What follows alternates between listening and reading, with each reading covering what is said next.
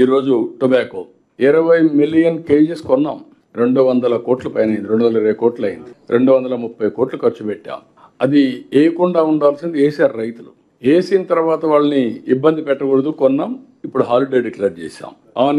Onion లో ఎన్ని డ్రామాలు ఆడాలనో అన్ని డ్రామాలు ఆడుతున్నారు అపోజిషన్. కానీ all of A sudden heavy rains పడడం, ఆ ఉల్లిపాయలన్నీ కూడా వాటర్ రావడం, అది 10 రోజులు ఇది వాడడం, ఖరీఫ్ కూడా ముందు వచ్చేయడం, చాలా ప్రాబ్లమ్స్ వచ్చాయి. బట్ దాన్ని ఏ విధంగా ఇప్పుడు 12 రూపాయలు అన్నాం.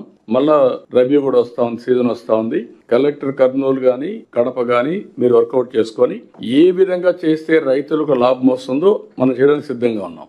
ఇప్పుడు అదేవతానే టమోటా వచ్చింది. టమోటా ఈ సీజన్ ఎప్పుడు కూడా 3 సీజన్లు వస్తూ ఉంటుంది. ఇవన్నీ కూడా మనం స్టడీ చేసుకోవాలి. స్టడీ చేసుకుని ఓ సీజన్ వాళ్ళకి ఇబ్బందులు వస్తాయి.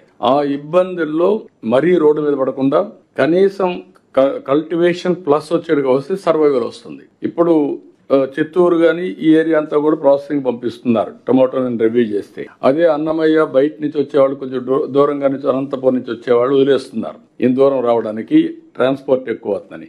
We will bear transport. Minimum రైతుకి నష్టం లేకుండా చేయడం కోసం గవర్నమెంట్ ట్రాన్స్పోర్ట్ పెట్టి ప్రాసెసింగ్ పంపిద్దాం. అలాంటి వినూత్నంగా మీరు ఆలోచించి వేస్ట్ కాకుండా ఉండడం ఒక ఎత్తు అయితే, రెండోది రైతు సర్వైవ్ కావాలి. ఎక్కడ కూడా రైతుకి ఇబ్బంది లేకుండా చేయాల్సిన అవసరం ఉంది. ఇక్కడ ఫుడ్ ప్రాసెసింగ్ కోసం ఒక సెక్రటరీనే పెట్టాం. ఎఫ్పిఓలు, కొత్త ఇండస్ట్రీస్, ఎక్స్పోర్ట్, వెరైటీ ఇవన్నీ తీయడానికి. ఇది కూడా మీరు వర్కౌట్ చేసుకోండి.